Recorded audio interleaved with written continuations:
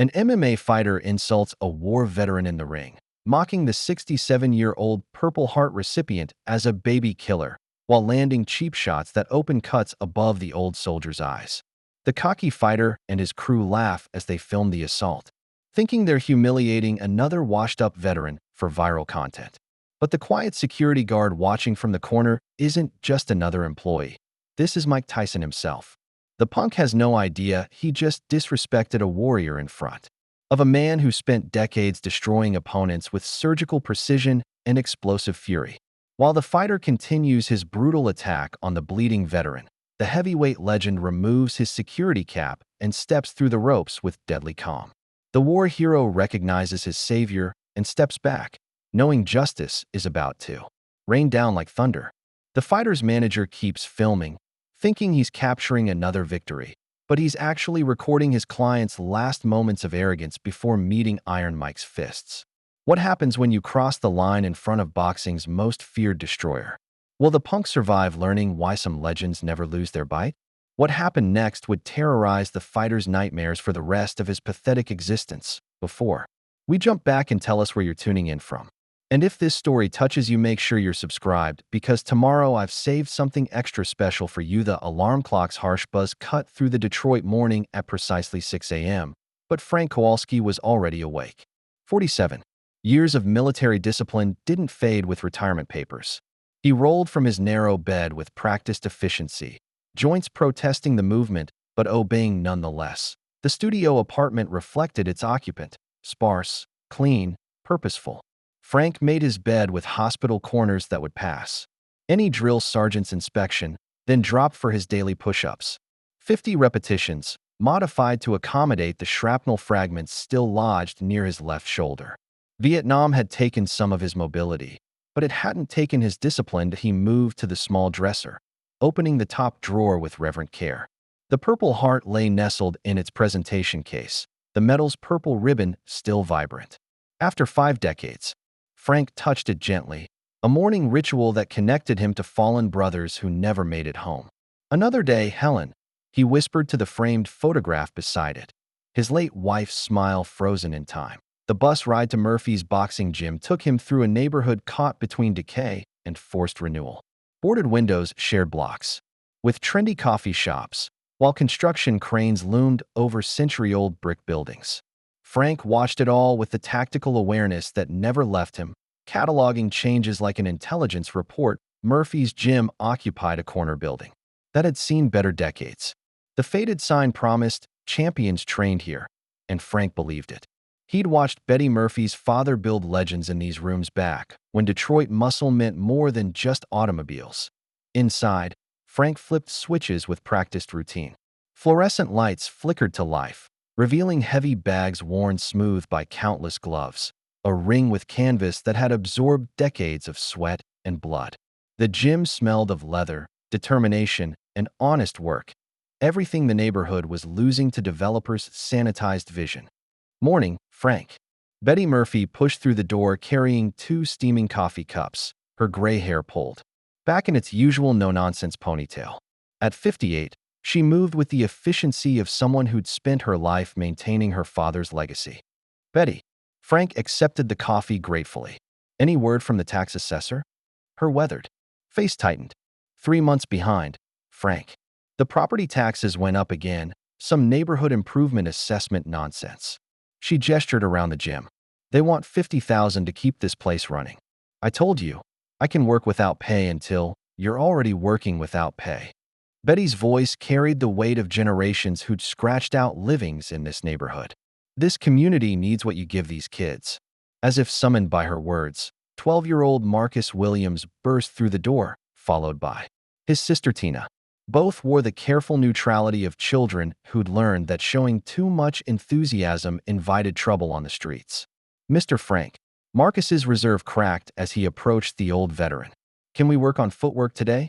Frank's stern expression softened. Fundamentals first, son. Show me your stance.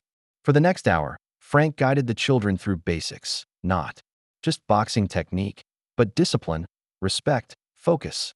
Marcus's wild swings gradually found rhythm under Frank's patient instruction. Tina, initially reluctant, discovered she had natural timing and balance. Remember, Frank told them as they prepared for school, boxing isn't about hurting people. It's about protecting yourself and those who can't protect themselves. As the children left, Frank noticed the black SUV parked across the street.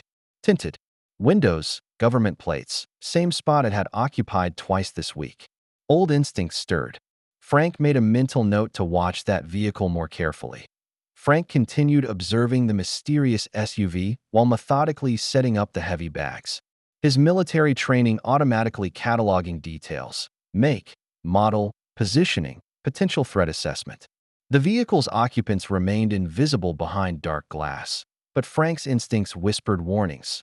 The gym's back door opened with its familiar squeak, admitting a powerfully built man in his 50s wearing a simple gray security uniform. The Pinnacle Security badge on his chest identified him as Maurice, though Frank had never seen the company's vehicles in the neighborhood. "Morning, Maurice." Betty emerged from her office, greeting the security guard with genuine warmth. "Coffee. Appreciate it, Miss Betty." Morris's voice carried an unmistakable New York accent, gravelly but controlled. He moved with surprising grace for his thick build, settling into his usual corner position where he could observe the entire gym. Frank had wondered about Maurice since the man started working security 6 months ago. Something about his posture, the way his scarred hands moved, the unconscious fighter's stance he assumed when watching others train. Those weren't the habits of a typical security guard. The afternoon regulars began filtering in. Eddie Kowalski, Frank's younger brother, arrived first. 63 years of assembly line work had bent his back, but not his spirit. Carol Jenkins followed, still wearing her waitress uniform from the morning shift, determined to squeeze in training before her evening job. "Eddie," Frank nodded to his brother, who was wrapping his hands with the careful ritual of lifelong boxers. "Frank." "Betty." Eddie glanced toward Maurice. "Our quiet friend's here early today." Maurice seemed to hear everything while appearing to notice nothing. He observed Carol's technique on the speed bag, occasionally offering quiet corrections that displayed intimate knowledge of boxing fundamentals. When Eddie struggled with his footwork, Maurice stepped forward with a subtle suggestion that improved the older man's balance immediately. "You've been training long, Maurice?" Carol asked during her rest between rounds. "Some." Morris's response was economical, but Frank caught the way his eyes tracked movement, analyzed technique, assessed capability. This wasn't casual knowledge. This was expertise earned through years of serious competition. The afternoon crowd grew as neighborhood men claimed their social space. Murphy's gym served multiple functions: training facility, community center, sanctuary from streets that grew more dangerous each year. Maurice watched it all with protective intensity that Frank recognized from his own military service. "You got family in the neighborhood, Maurice?" Frank asked during a quiet moment. Maurice considered the question longer than it should have required. "Got people I care about." His eyes swept the gym, taking in Betty organizing equipment, Carol working with quiet determination, Eddie sparring carefully with a longtime friend. Places like this matter. Frank studied the security guard's profile, noting the thick neck, the way his shoulders rolled forward slightly, classic boxer's posture. The man's hands showed old fight damage, knuckles that had connected with heavy bags and harder targets. As evening approached, Maurice checked his watch with the precision of someone operating on a schedule. "Miss Betty, I need to leave early tomorrow. Got some business to handle." "Everything all right?" Betty's concern was genuine. Maurice had become part of the gym's extended family. "Just some things need attention." Morris's smile didn't reach his eyes. "Nothing that can't be handled."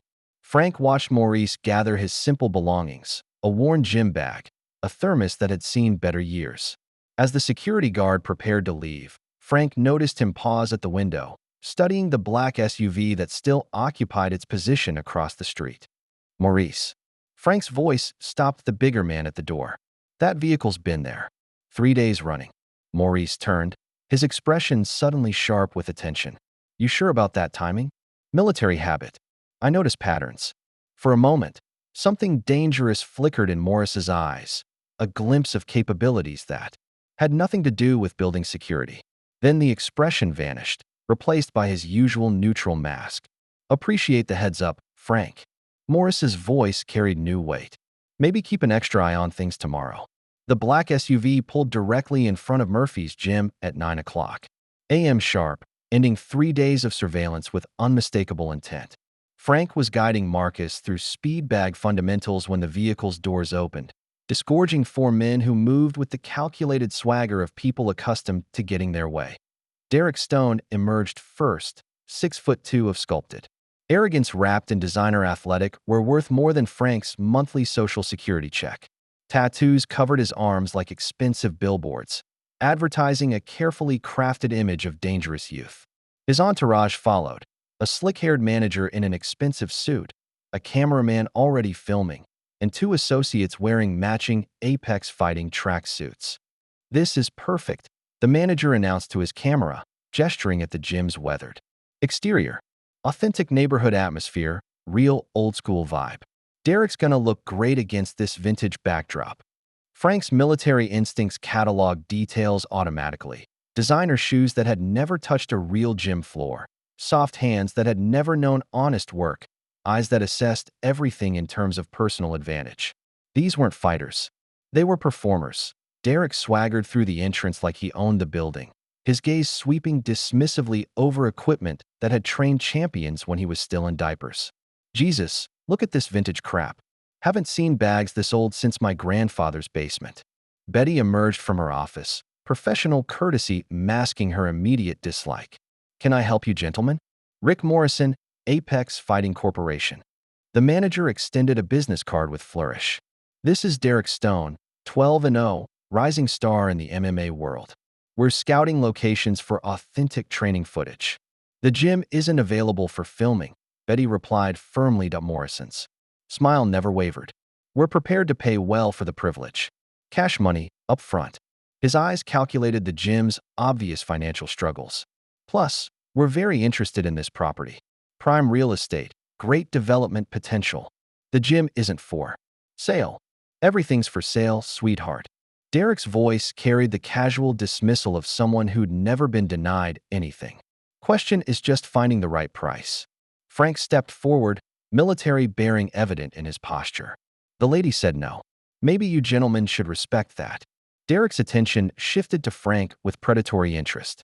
The old man was clearly struggling financially, wearing clothes that had seen better decades, moving with the careful dignity of someone managing old injuries. Perfect target.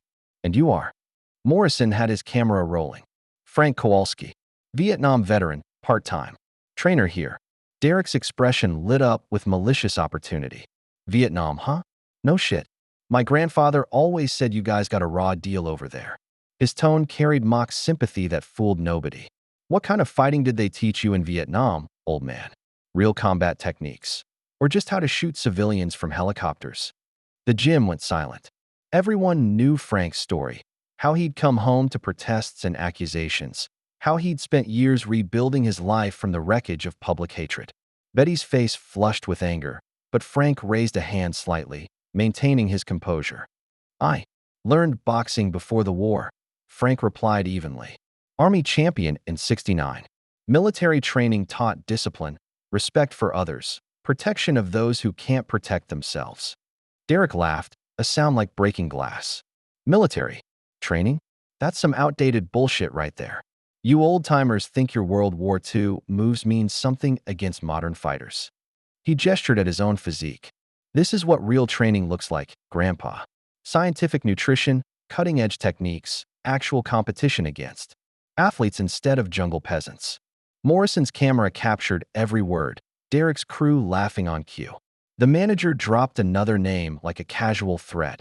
"Vincent Torres from Torres Development Group is very interested in this neighborhood. Sees real potential for modernization." Betty's expression tightened. She'd heard Torres's name before, whispered in conversations about businesses that had closed suddenly. Property owners who'd sold under mysterious pressure. Frank maintained his military bearing despite the escalating provocation, but Derek was just getting started. His smile turned cruel as he prepared to cross lines that shouldn't be crossed. "What kind of fighting did they teach you in Vietnam, old man?" Frank maintained his composure despite Derek's obvious baiting, choosing his words with military precision. "Boxing fundamentals, mostly.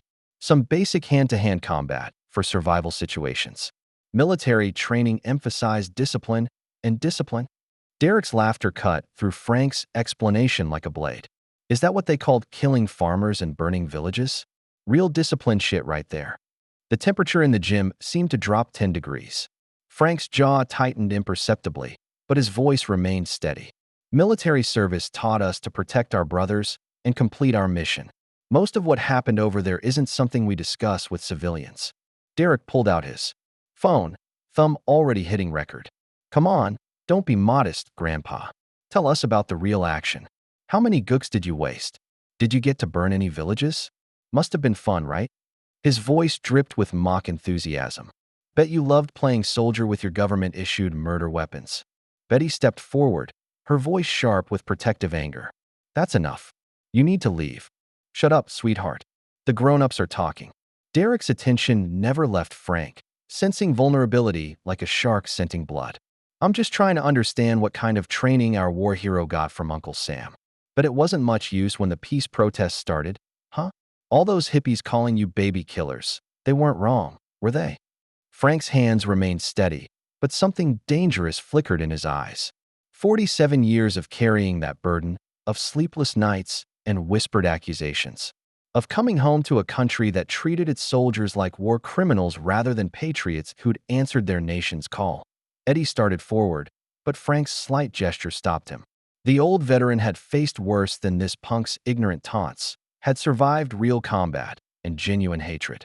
He wouldn't be broken by some spoiled child's YouTube performance. You don't know what you're talking about, son.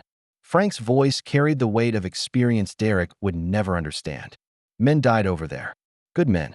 They deserved better than what? Than getting their asses kicked by rice farmers? Derek was warming to his performance now, his crew laughing and encouraging each escalation. Face it, old man, military training is outdated bullshit. You couldn't handle real fighters like me. Modern MMA would destroy whatever World War II nonsense they taught you. In the corner, Morris's posture had changed completely. The quiet security guard stood with weight shifted forward on his feet, hands no longer clasped behind his back, but hanging loose at his sides. His jaw was visibly tight, thick neck corded with tension. Frank noticed Morris's transformation. The way the bigger man's breathing had changed, shoulders rolling forward into a stance that had nothing to do with building security. But Frank kept his attention on Derek, refusing to let the young fighter see how deeply his words cut. This place is a fucking charity case, Derek continued, his voice rising with cruel enthusiasm. Just like you, Grandpa. Broken down has-beens playing pretend with outdated equipment and outdated skills. No wonder this neighborhood's going to shit. It's full of losers like you. Betty's face flushed with fury. Get out. Now. Derek ignored her, pressing his advantage. You know what your problem is, old man? You think your little government training makes you special. But all it really did was teach you how to lose wars and come home with your tail between your legs. The insult hung in the air like poison gas. Every person in the gym understood what Derek was really saying. That their sacrifices meant nothing, that their service was worthless, that they deserved the hatred and neglect they'd received from an ungrateful nation. Derek's smile widened. As he prepared to deliver his final insult, the one designed to break whatever dignity Frank had left. His phone camera captured every moment as he moved closer to the old veteran. Why don't you show me what Vietnam boxing looks like, Grandpa? Unless you're too scared to step in the ring with a real fighter. Frank looked around the gym, all eyes fixed on him, including Marcus and Tina, who had arrived early for training. These kids saw him as a role model, someone who stood for something when the world seemed determined to tear down everything decent. He couldn't let Derek's poison go unanswered, not in front of children who needed to believe that honor still mattered. I'll accept your challenge, Frank said quietly, his military bearing evident in every word. But this will be a demonstration of boxing fundamentals, not a fight. Technical instruction only. Derek's grin widened like a predator sensing wounded prey. Whatever you say, Grandpa. Just try not to break a hip when I school you. Betty grabbed Frank's arm, her voice urgent. With concern. Frank, you don't have to prove anything to this punk. Your heart condition. I'll be fine, Betty. Frank's voice carried the gentle authority of someone who'd made harder decisions under worse circumstances. Sometimes you have to stand up. Frank disappeared into the small changing room, emerging in his old boxing gear.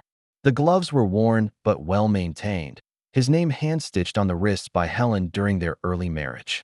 The shorts had seen better decades, but they'd carried him through the Army Championship and countless training sessions since that day they entered the ring. Frank noticed Maurice had moved from his corner position to ringside, standing with his back to the wall in a stance that had nothing to do with casual observation. The security guard's thick hands hung loose at his sides, his breathing controlled but ready. Morrison positioned his cameras at multiple angles, coaching his crew in whispered instructions. Remember, we need good footage of the progression. Start respectful, then escalate naturally when Derek shows his superiority. Frank began with basic boxing stance, his movements carrying the fluid precision of someone who'd internalized proper technique decades ago. Boxing starts with foundation, he explained to the gathering crowd, his voice carrying the natural authority of a born teacher. Balance, breathing, respect for your opponent. Derek mimicked Frank's movements with obvious condescension, throwing exaggerated poses for the cameras. Yeah, Grandpa. When do we get to the real stuff? Patience builds character, Frank replied, beginning to demonstrate basic footwork. Despite his age and old injuries, muscle memory kicked in. The smooth lateral movement, the subtle weight shifts that created angles and opportunities. Derek's impatience grew as Frank's demonstration revealed embarrassing gaps in the younger fighter's fundamentals. The old veteran's footwork was textbook perfect, his defensive positioning creating problems Derek hadn't expected. When Frank threw slow-motion combinations to show proper form, each punch was placed with surgical precision. This is boring, Derek complained, but his voice carried an edge of frustration. The old man was making him look amateur despite the 40-year age difference. Frank continued his instruction, occasionally correcting Derek's sloppy technique with the patience of someone who'd trained countless young fighters. Power comes from the ground up through proper mechanics, not just arm strength. Derek's combinations grew harder and faster, supposedly learning, but clearly testing Frank's reactions.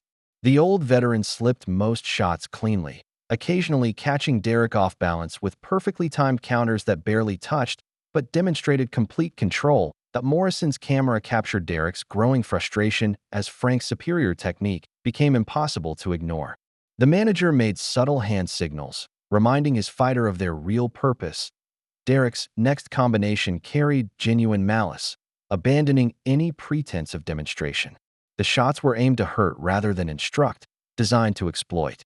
Frank's age and injuries. Frank absorbed the increased aggression with veteran's composure, but everyone in the gym recognized the shift. This was no longer about boxing instruction. Derek's learning facade crumbled completely as he threw a vicious combination targeting Frank's ribs. A kidney shot followed immediately by an elbow that opened a gash above the old veteran's left eye. Blood ran down Frank's face as the gym erupted in shocked protests. What the hell? Eddie started toward the ring, but Derek's associates moved to block him. Keep filming, Morrison instructed his cameraman, his voice carrying sick excitement. This is perfect content. Derek pressed his attack with increasing brutality, landing another cheap shot to Frank's ribs that doubled the older man over. As Frank struggled to regain his footing, Derek grabbed him by the shoulders and drove a knee toward his midsection. Frank twisted away from the worst of it, but the impact dropped him to one knee. Blood from his cut splattered the canvas as he fought to clear his vision and rise. This is what happens to baby killers who think they're tough, Derek announced to his rolling camera, his voice dripping with manufactured outrage. Vietnam vets are just government-trained murderers who couldn't cut it against real fighters. The gym's collective gasp was audible. Derek had crossed a line that shouldn't exist, attacking not just Frank, but every veteran who'd answered their country's call and paid the price in blood and nightmares. Frank struggled to his feet, blood running steadily down his face, but his dignity intact. His movements were slower now, old injuries protesting the abuse, but his eyes remained clear and determined. Stop this, Betty demanded, moving toward the ring. This isn't sparring anymore. Shut up, lady, Morrison snapped without looking up from his viewfinder. This is exactly what we came for. Derek circled Frank like a shark sensing weakness, playing to his cameras with theatrical cruelty. Come on, Grandpa. Show me those killer instincts. Where's that famous military training? Now, bet you were real tough against unarmed villagers, weren't you? Frank raised his gloves, maintaining proper defensive position despite the blood and pain. His breathing was controlled, his stance fundamentally sound even as Derek prepared for another assault. The war ended 47 years ago, son, Frank said quietly, his voice carrying the weight of countless sleepless nights. Most of us just wanted to come home. Bullshit. Derek's voice rose with performative rage. You loved it over there, didn't you? Loved having license to kill anyone who looked different. How many kids did you waste, old man? How many villages did you torch? The words hit harder than any physical blow. Frank had carried those accusations for decades. The protesters who'd spit on returning soldiers, the media that painted all veterans as war criminals, the nightmares that mixed real memories with imagined guilt. That I in the corner, Morris's transformation was complete. His security guard persona had vanished, replaced by something far more dangerous. His weight was balanced on the balls of his feet, thick neck corded with barely controlled fury. His breathing had changed to the rhythm of someone preparing for violence. Derek moved in for what appeared to be a knockout blow, his fist cocked for maximum damage to Frank's bleeding face. The crowd gasped as they realized Derek intended to seriously injure the old veteran. Eddie fought against Derek's associates, trying desperately to reach his brother. Carol screamed for someone to stop the assault. Betty looked around frantically for anything that could end this nightmare. Derek's fist was already in motion, aimed at Frank's temple with enough force to cause permanent damage, when a voice cut through the chaos with unmistakable authority. That's enough. Maurice stepped through the ropes with fluid, practiced motion that spoke of thousands of hours in professional rings. Derek paused his attack, annoyed by the interference but confident in his physical superiority. Who the hell are you, security guard? Derek demanded, his fist still cocked to finish Frank. Maurice slowly removed his security cap, his face coming into full light for the first time since he'd started working at the gym. The recognition was instant and electric, the distinctive features, the unmistakable presence, the aura of barely contained violence that had once terrorized heavyweight divisions. To Eddie's whispered, "Holy shit," carried clearly in the sudden silence. That's Mike Tyson. The gym fell silent except for Derek's nervous laughter, the sound brittle with false bravado. You're right, and I'm Muhammad Ali. Nice try, old man. But even as Derek spoke, his voice betrayed growing uncertainty. The face was unmistakable. The features that had graced magazine covers and strike fear into heavyweight contenders for decades. The thick neck, the powerful shoulders, the eyes that had stared down champions and destroyed careers. I've been watching you disrespect a warrior, Tyson said, his voice carrying the quiet menace that had made him legendary. That ends now. He moved between Derek and Frank with surprising speed for a man in his 50s, his presence filling the ring like gathering storm clouds. Every person in the gym felt the shift in atmosphere, the moment when casual violence transformed into something far more dangerous. Derek's bravado faltered as reality crashed through his manufactured confidence. This wasn't some washed-up security guard. This was Iron Mike Tyson, the most feared heavyweight in boxing history. The man who destroyed opponents with surgical precision and animal fury. Morrison frantically signaled his cameras to keep rolling, his manager's instincts recognizing the viral potential of this moment. Whatever happened next would be worth millions in publicity, regardless of which direction it went. Frank, still bleeding from Derek's assault, tried to wave Tyson away. This isn't your fight, Maurice. I can handle any man who served his country has my respect, Tyson interrupted, helping Frank to the corner with surprising gentleness. Nobody puts hands on a veteran in my presence. His voice carried the weight of personal experience, years of being misunderstood, of fighting battles both inside and outside the ring, of learning that true strength meant protecting others rather than just destroying opponents. Derek's crew had stopped laughing. The Apex Fighting associates exchanged nervous glances, suddenly aware they were witnessing something far beyond their pay grade. This wasn't a publicity stunt or manufactured controversy. This was a reckoning. Look, man, Derek said, trying to salvage some dignity. This is just business. Nothing personal against the old-timer. We were just what? Tyson's voice cut through Derek's excuses like a blade. Just humiliating a man who bled for his country? Just attacking someone who couldn't defend himself properly? The temperature in the room seemed to drop another 10 degrees. Tyson's hands hung loose at his sides, but everyone recognized the posture, the calm before devastation, the moment of perfect stillness that preceded explosive violence. Derek's survival instincts finally kicked in, but his ego wouldn't let him back down. Completely. Not in front of cameras, not with his crew watching, not when retreat would destroy the carefully constructed image he'd spent years building. Betty and the gym's regulars pressed closer to ringside, sensing they were about to witness something extraordinary. Even Marcus and Tina understood this was a moment that would be talked about for decades. The night a legend emerged from shadows to defend honor itself. Frank wiped blood from his eyes, his military bearing evident even in injury. Mike, I appreciate the gesture, but nobody disrespects a warrior in my presence, Tyson repeated, his eyes never leaving Derek. This punk needs education about respect. Derek's fear was palpable now, but retreat was impossible. His entire career was built on projecting invincibility, on convincing the world that youth and arrogance could overcome experience and skill. To back down now would end everything he'd worked to build. Morrison continued filming, calculating odds and potential profits. Either way this went, the footage would be worth a fortune. If Derek somehow survived, he'd be the man who faced Mike Tyson. If he didn't, well, that would be worth even more. Derek made the fatal mistake of trying to save face with bravado rather than wisdom. His voice shook slightly, but he forced the words out with artificial confidence. I don't care if you're Mike Tyson or Mickey Mouse. I'll kick your ass too, old man. Tyson's expression didn't change, but the atmosphere in the gym shifted like the moment before lightning strikes. The quiet security guard was gone, replaced by the most dangerous heavyweight in boxing history. His eyes held the cold calculation of a predator who'd spent decades perfecting the art of systematic destruction.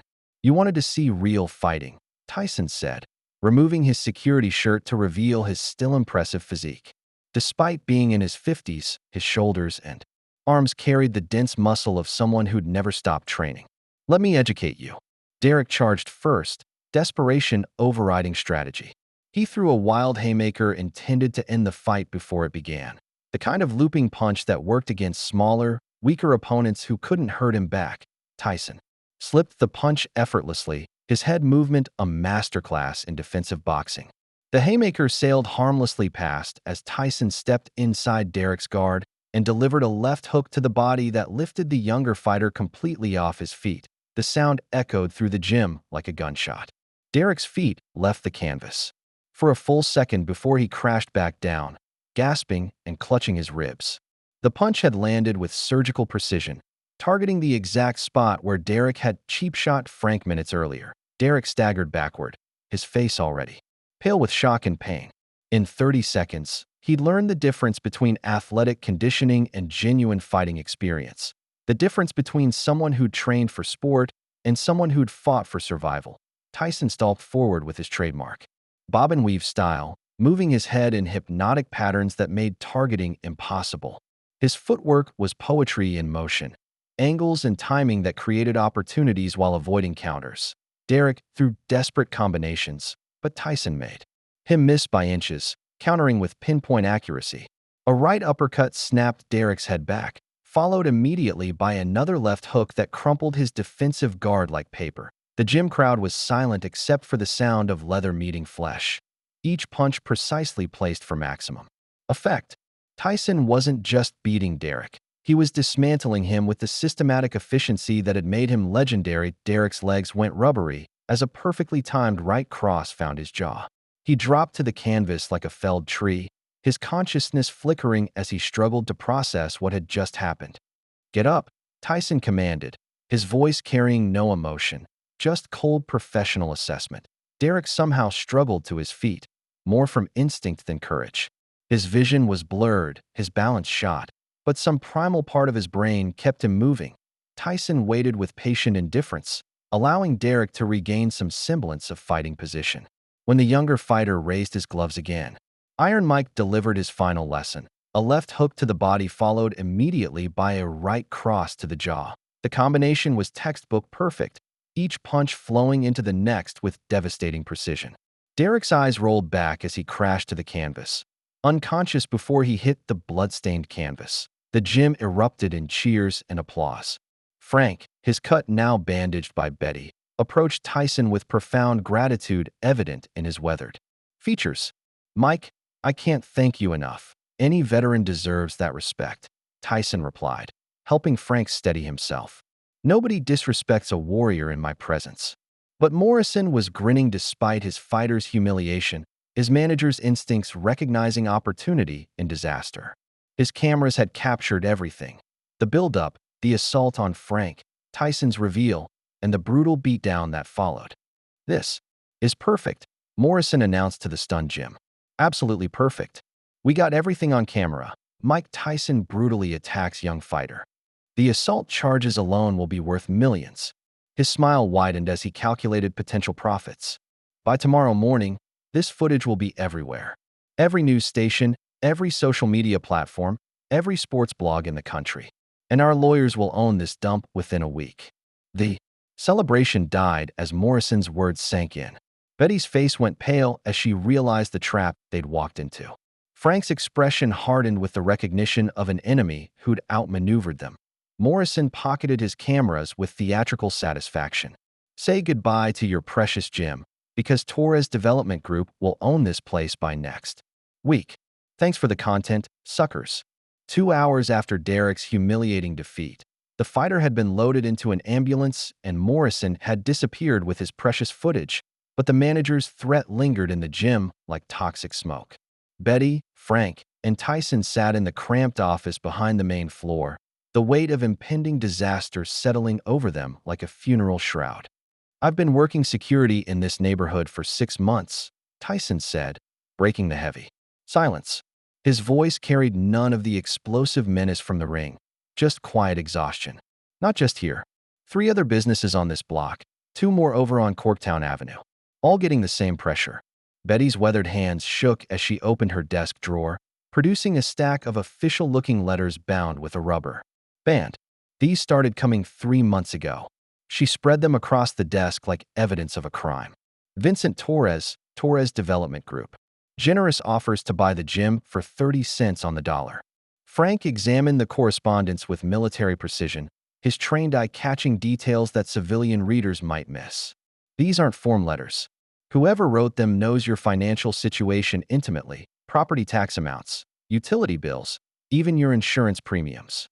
"It gets worse," Tyson said grimly. "Torres has a pattern. I've been tracking it since I started working these security jobs. He targets community institutions, places that matter to neighborhoods, places that can't easily be replaced." Betty nodded miserably. "The Kowalski Bakery on Michigan Avenue. Been there 40 years. Last month, they had a gas leak that forced them to close for 2 weeks. Insurance wouldn't cover the lost revenue. Sold to Torres for half of what the property was worth." "Luna's restaurant on Verner." Tyson continued the litany. "Food poisoning outbreak that magically appeared right after Luna refused Torres's first offer. Health department shut them down for a month. Couldn't recover from the negative publicity." Frank's expression darkened with recognition. Classic pressure campaign. Create the crisis, control the narrative, then appear as the reasonable solution. His military experience had taught him to recognize systematic warfare, whether conducted with bullets or bureaucracy. Eddie burst through the office door, his face flushed with anger and exertion. "Frank, you need to see this." He held up his phone, the screen showing a local news broadcast. "They're already running with Morrison's footage." The TV in Betty's office flickered to life, showing edited highlights of Tyson's confrontation with Derek. The footage was masterfully manipulated. Derek's assault on Frank was minimized, while Tyson's retaliation was presented as an unprovoked attack on a young athlete. Former heavyweight champion Mike Tyson was involved in a brutal assault today at a Detroit boxing gym, the news anchor announced with practice concern. The victim, rising MMA star Derek Stone, was hospitalized with multiple injuries after what witnesses describe as a vicious, unprovoked attack. Morrison appeared on screen, playing his role perfectly. Derek was just trying to learn from an older fighter, showing respect for the traditional boxing techniques. Tyson attacked him without warning, using his professional skills against an amateur who was completely defenseless. The footage cut to Derek being loaded into an ambulance, his injuries highlighted for maximum sympathy. No mention of his assault on Frank, no context about his disrespectful behavior, no acknowledgement that he'd been the aggressor. Betty's phone rang, interrupting their horrified viewing. Her face went pale as she listened to the caller, her responses growing shorter and more defeated with each exchange. "That was Mutual Michigan Insurance," she said after hanging up. "They're dropping our coverage effective immediately. Liability concerns following the Tyson incident," they said. "Without insurance, the city can condemn the building for safety violations." Frank studied the letters again, his tactical mind, working through the implications. This is coordinated. The timing's too perfect to be coincidence. Tyson's hands clenched into fists, but his voice remained controlled. Torres manufactured the whole thing. Derek, Morrison, even the insurance cancellation, it's all connected. The full scope of their enemy's planning was becoming clear. This wasn't just about one gym or one neighborhood.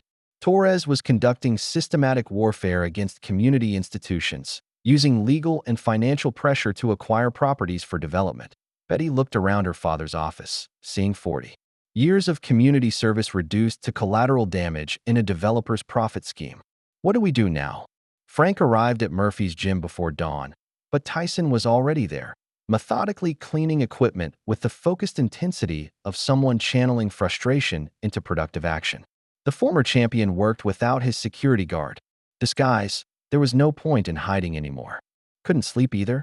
Frank asked, noting the careful way Tyson arranged the speed bags and heavy equipment. "Been thinking." Tyson's voice carried the weight of someone who'd spent decades fighting battles both inside and outside the ring. "Torres thinks he can break us with media manipulation and legal pressure. But I've been through worse storms than this." Outside, 3 news vans had taken positions across the street, satellite dishes extended like modern siege weapons. Reporters clutched coffee cups and checked their phones, waiting for developments in the story that would dominate local coverage for days. Frank moved to the window, his military training automatically assessing the media presence. They'll want statements, sound bites they can twist into whatever narrative serves their purpose. "Let me handle the reporters," Frank said with quiet authority. "I've dealt with hostile media before." His expression darkened with old memories. Vietnam vets learned how to face cameras that already hated us before we opened our mouths.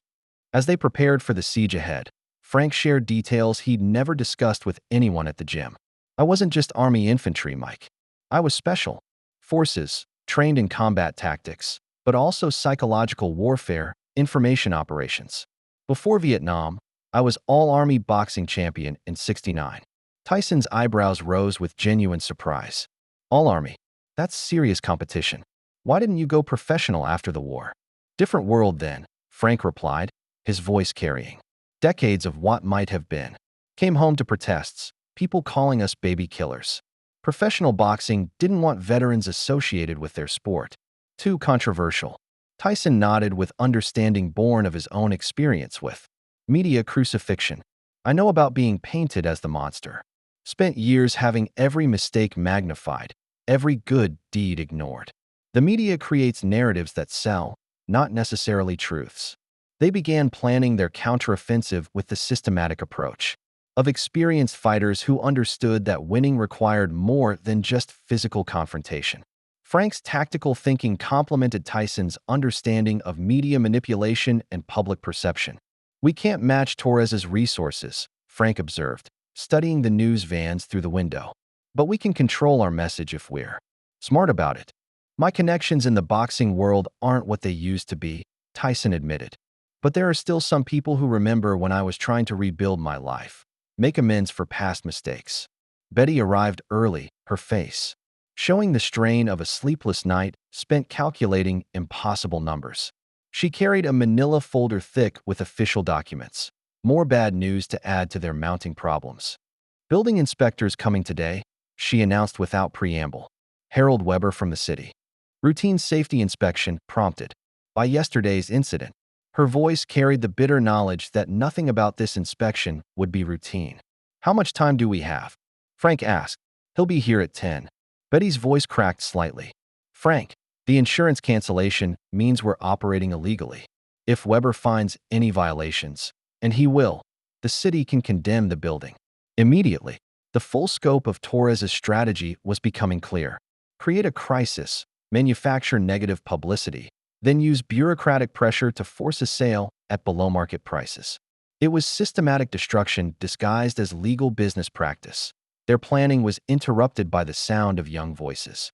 Outside, Marcus and Tina had arrived for their morning training, followed by several other neighborhood kids whose parents trusted Murphy's gym to provide structure and safety in their children's lives. Frank and Tyson exchanged glances, both men realizing simultaneously what they were really fighting for. This wasn't about a building or business. It was about preserving a sanctuary where children could learn discipline, respect, and self-worth in a world that offered them few positive alternatives. We're not just fighting for Betty, Tyson said, quietly, watching the kids gather their equipment with the enthusiasm of young people who'd found something worth caring about. We're fighting for them. Tyson emerged from the office to find a dozen neighborhood children waiting for their morning training session, their faces reflecting mixture of excitement and concern about the news vans outside. Despite everything happening around them, these kids had shown up because Murphy's gym represented stability in their young lives. Mr. Tyson, Marcus said with the directness only children possess. Are they going to close our gym?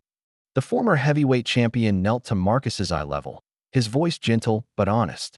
Not if we can help it, son. But we need to keep training. Keep doing what we do best. Can you help me with that? The kids responded with the resilience that had made them survivors in a tough neighborhood. Within minutes, Tyson had them organized into training rotations, some working heavy bags under his supervision, others practicing footwork patterns, the youngest learning basic stances and discipline. Watching Tyson work with the children revealed an unexpected dimension of his character. The man who'd terrorized heavyweight divisions possessed infinite patience with young people, correcting their technique with encouragement rather than criticism, teaching respect and self-control alongside boxing fundamentals. Meanwhile, Frank positioned himself at the gym's entrance to handle the media presence gathering outside. When the first reporter approached with camera crew in tow, Frank met them with military bearing and measured responses. Mr. Kowalski, can you comment on Mike Tyson's attack on Derek Stone yesterday? The reporter's question carried predetermined narrative assumptions. I can tell you that a young man attacked a 67-year-old veteran in this gym, Frank replied evenly. Mr. Tyson intervened to stop an assault in progress. This gym has served this community for 40 years without incident. Frank's calm professionalism began shifting the narrative focus from Tyson's actions to the gym's community value. His military experience with hostile interrogation served him well in dealing with reporters looking for inflammatory sound bites. Inside, Eddie arrived with reinforcements, veterans from the local VFW post, parents of kids who trained at the gym, and longtime neighborhood residents who understood what Murphy's gym meant to their community. Carol Jenkins approached Betty with a thick folder of documents, her usual quiet demeanor replaced by determined anger. I've been keeping records, she announced. Torres's tactics at other businesses, patterns of pressure, timeline of closures. She spread her research across the front counter. Newspaper clippings, business license records, property transfer documents that painted a clear picture of systematic targeting. Luna's restaurant. Carol pointed to one cluster of documents. Torres made initial offer in January. When Luna refused, they had mysterious food poisoning outbreak in March. Health department shut them down for 6 weeks. Sold to Torres in May for 40% below market value. Eddie studied the documentation with growing anger. Kowalski Bakery, same pattern. Initial offer, manufactured crisis, for sale. He's been doing this all over the neighborhood. Betty's voice carried newfound determination. We need to get this information to legitimate reporters, not just the vultures outside looking for sensational footage. The community organizing continued throughout the morning as word spread through the neighborhood. Mrs. Chun from the corner grocery store arrived with signatures from other business owners facing Torres's pressure. Father Martinez from St. Adalbert's Church brought documentation of parishioners who'd lost homes and businesses to suspicious circumstances to AT precisely. 10 o'clock, a city vehicle pulled up outside the gym. Harold Weber, building inspector, emerged carrying official clipboard and measuring tools. Behind him stepped a sharp-dressed woman in an expensive suit, clearly not city personnel. "That's Angela Murphy," Carol whispered to Betty. "No relation to you, despite the name. She works for Torres Development. I've seen her at 3 other inspections that resulted in forced closures." Weber appeared uncomfortable as Angela directed his attention to specific areas of the building, pointing out concerns that needed immediate investigation. The inspection was clearly orchestrated, with Angela coaching Weber on what violations to find. Frank positioned himself to observe the inspection while continuing to field media questions. His military training and intelligence gathering served him well as he documented the obviously corrupt process unfolding inside his community's sanctuary. The morning's battle lines were clearly drawn, community residents rallying to defend their institution while Torres's representatives worked systematically to destroy it through bureaucratic manipulation and media pressure.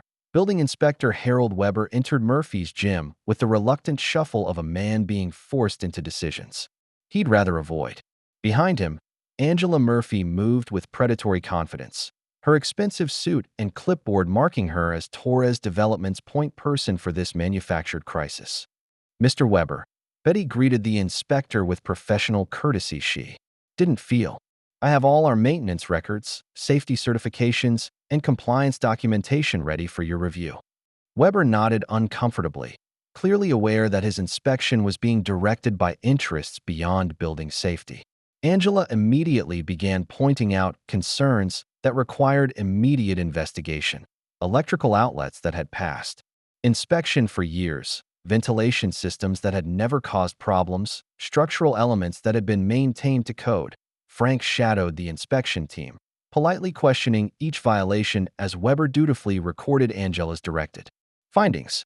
His military training and documentation and procedure made him an effective advocate for the gym's compliance record.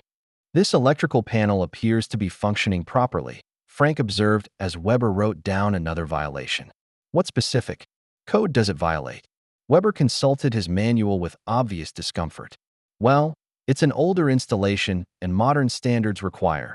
Ground fault interrupters weren't required when this panel was installed," Frank interrupted respectfully. "Grandfather clauses in the building code specifically exempt existing installations that were compliant at time of construction." Angela stepped forward smoothly. "Mr. Weber, current safety standards supersede grandfather clause protections when public safety is at risk." Her voice carried the authority of someone who'd researched legal loopholes extensively. Meanwhile, Tyson kept the children's training session going despite the disruption, demonstrating that the gym operated safely even during active use. Kids moved through their routines with practiced discipline, their behavior reflecting the values and structure Murphy's gym had provided for generations. Eddie quietly filmed the inspection on his phone, capturing Angela's obvious coaching of Weber's findings. His footage documented the biased process for potential legal challenges, showing clear coordination between Torres's representative and the supposedly neutral building inspector. That Weber's discomfort grew as the inspection continued. Several violations he flagged were immediately contradicted by Betty's documentation: recent electrical inspections, updated fire safety certifications, structural engineering reports that proved the building's soundness. "This boxing ring needs to be moved," Angela announced, pointing at the center of the gym. "Emergency egress requirements mandate clear pathways to all exits." Frank pulled out a copy of the building's original blueprints, pointing to specifications that had been approved for decades. The ring's position was specifically approved by the fire marshal in 1987. It's designed to be quickly disassembled in emergency situations. Angela's jaw tightened with frustration, but she pressed forward with her orchestrated findings. "Mr. Weber, updated fire codes require different emergency protocols. This layout doesn't meet current standards." The inspector wrote down another violation despite the obvious compliance documentation. Frank realized they were fighting a rigged game. Angela would find problems regardless of actual building conditions. Outside, reporters continued their vigil, occasionally approaching Frank for updates. His measured responses focused on the gym's community value and compliance history, gradually shifting media narrative away from sensational violence towards systematic harassment of neighborhood institutions. Carol approached Betty with more disturbing news from her research. I found 3 other inspections where Weber was accompanied by Torres representatives. All resulted in forced closures or sales. It's a pattern. Betty's documentation proved the gym met all safety requirements. But Weber continued writing citations under Angela's direction. Each violation carried potential fines and mandatory corrections that would cost tens of thousands of dollars. After 2 hours of manufactured findings, Weber reluctantly presented Betty with an official citation list. His voice carried apologetic undertones as he read violations that were clearly directed by forces beyond building safety. These critical violations must be corrected within 30 days, Weber announced, handing Betty a document that might as well have been a death warrant. Failure to comply will result in building condemnation and immediate closure. The repair estimates totaled over $50,000, money Betty didn't have, for problems that didn't actually exist. Angela smiled with cold satisfaction as she collected her notes and prepared to leave. Ms. Murphy, Angela said with fake sympathy, Torres Development Group would be happy to discuss purchasing this property. We can handle all these compliance issues as part of the acquisition process. Betty's voice carried quiet dignity despite the devastating blow. The gym isn't for sale, Ms. Murphy. We'll find a way to address these violations. Angela's smile widened. I'm sure you'll make the right decision. Mr. Torres is very patient, but city condemnation moves quickly once deadlines pass. As the inspection team departed, Frank, Betty, and Tyson faced the reality of Torres's systematic destruction. The developer had manufactured a crisis that could destroy their community institution within 30 days. The war for Murphy's gym had entered its decisive phase. That evening's local news broadcasts painted a devastating picture of the day's events, with heavily edited footage transforming Derek's assault on Frank into a story of unprovoked violence by a washed-up heavyweight champion. Frank sat in his Spartan apartment, watching his community's reputation being systematically destroyed by media manipulation.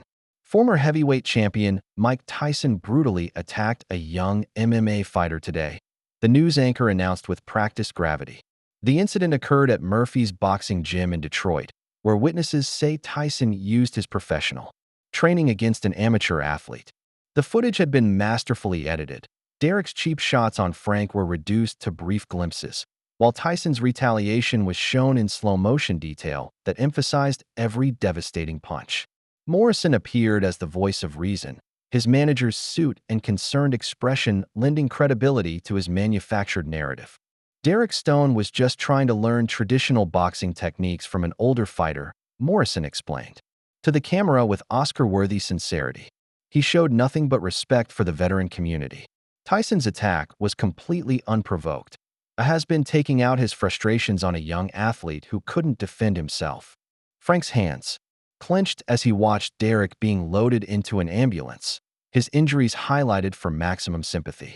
No mention of his disrespectful taunts about Vietnam veterans, no context about his assault on a 67-year-old man, no acknowledgement that he'd been the clear aggressor. The story had already spread beyond local coverage. ESPN ran clips during their evening highlight show, with commentators debating whether Tyson should face criminal charges. Social media exploded with carefully orchestrated outrage. Hashtags trending that painted the former champion as a dangerous relic who'd attacked an innocent young athlete. Frank's phone rang, Betty calling with more devastating news. Parents are asking if the gym is safe for their children, she said, her voice heavy with defeat. 3 families have already said they're pulling their kids from training. The narrative's completely controlled, Frank replied, his military mind analyzing the information warfare being conducted against them. Torres has resources we can't match: media connections, social media manipulation, legal pressure. Tyson had spent the evening calling his few remaining allies in the boxing world, but most were reluctant to get involved in such a controversial story. Years of his own media crucifixions had taught him how quickly public opinion could turn against anyone associated with negative coverage. Carol arrived at Frank's apartment, carrying her laptop, her research revealing the full scope of Torres's media manipulation. Look at these social media accounts, she said, showing Frank dozens of profiles spreading negative stories about the gym and amplifying anti-Tyson sentiment. The accounts were clearly fake, created within the last 24 hours, using stock photos, posting identical content with slight variations. Someone with significant resources was conducting coordinated information warfare against Murphy's gym. This isn't random outrage, Carol explained. This is professional media manipulation. Torres has money behind this campaign.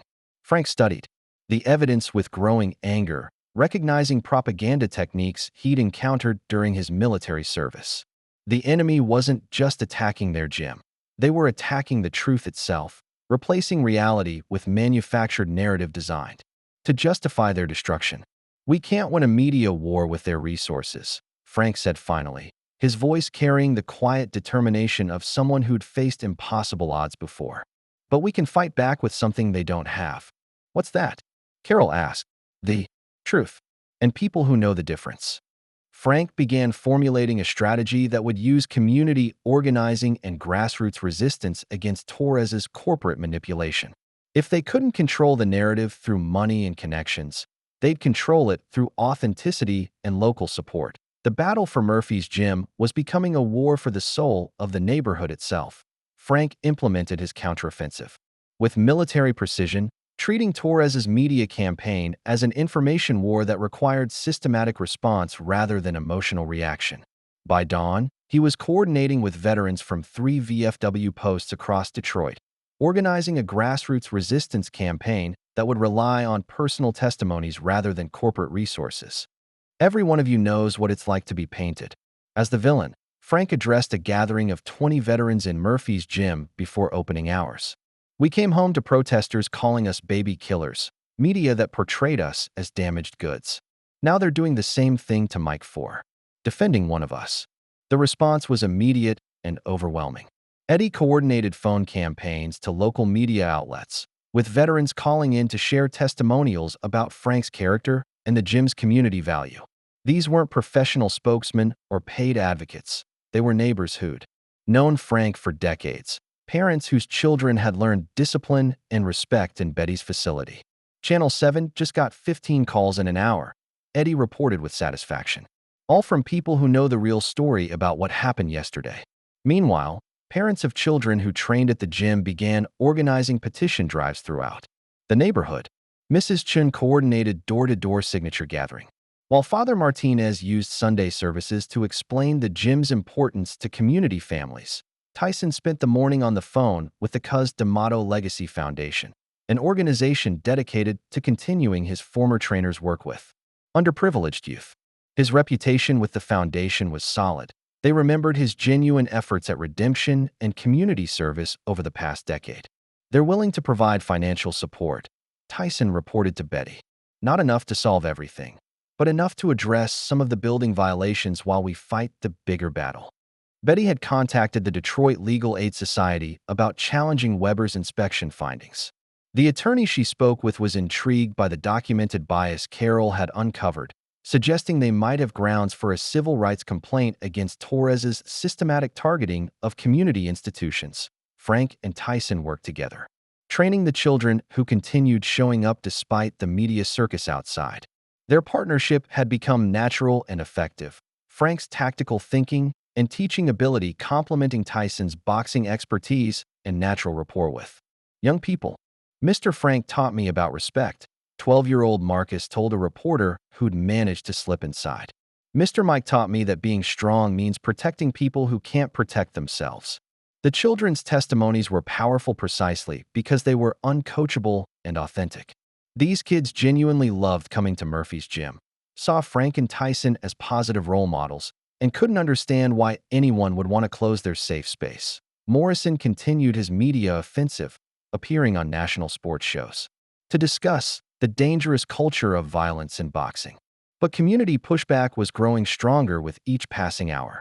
Local radio call-in shows were flooded with neighborhood residents defending the gym and questioning Morrison's version of events by afternoon. The narrative was beginning to shift. Legitimate reporters were starting to ask harder questions about Derek's behavior and Torres's development plans. The manufactured outrage was meeting genuine community resistance.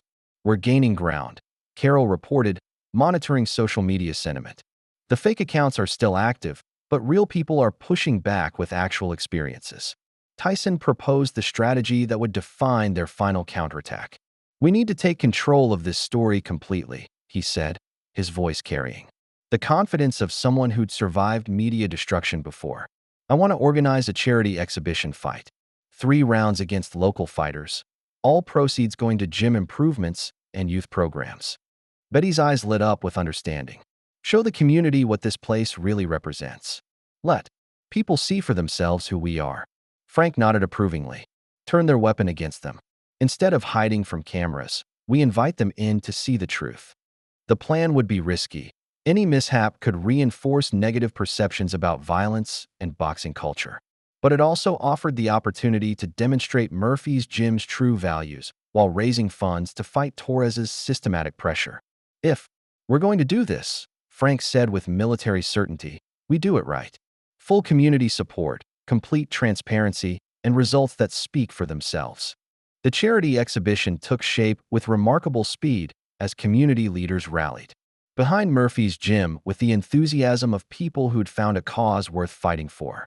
Betty's small office became mission control for an operation that would determine their institution's survival. Local business owners arrived throughout the morning with sponsorship pledges and volunteer commitments. Murphy's Grocery promised food for the event, while Kowalski Auto Repair offered to handle parking coordination. The Vietnamese restaurant on Michigan Avenue volunteered catering services, and 3 other neighborhood gyms sent fighters willing to participate in respectful exhibition matches. "This is bigger than just saving our gym," Betty observed, watching the organizing effort with amazed gratitude. "It's the whole neighborhood coming together." Frank coordinated with the VFW post to handle event security, ensuring that veterans would maintain order and dignity throughout the evening. His military experience with logistics proved invaluable in planning crowd flow, emergency procedures, and media management. Tyson outlined his vision for the exhibition format: 3 rounds against different local MMA fighters, each match demonstrating different aspects of boxing technique while maintaining mutual respect between competitors. The goal was education and entertainment rather than domination or humiliation. "We show them what real martial arts looks like," Tyson explained to the gathered organizers. "Skill, respect, discipline. Everything that punk Derek doesn't understand." About fighting. The most delicate negotiation involved Derek himself. Frank had proposed including the humbled fighter as a redemption story. If Derek would publicly apologize for his disrespectful behavior and show genuine respect for veterans, Tyson would give him an exhibition round to restore his reputation. Through legitimate competition, Morrison initially refused, claiming Derek was too injured to participate. But when local media began questioning the severity of injuries that had supposedly resulted from an unprovoked attack, he reconsidered. The positive publicity potential. "Derek wants to make amends," Morrison announced to the planning committee, his manager's instincts recognizing opportunity.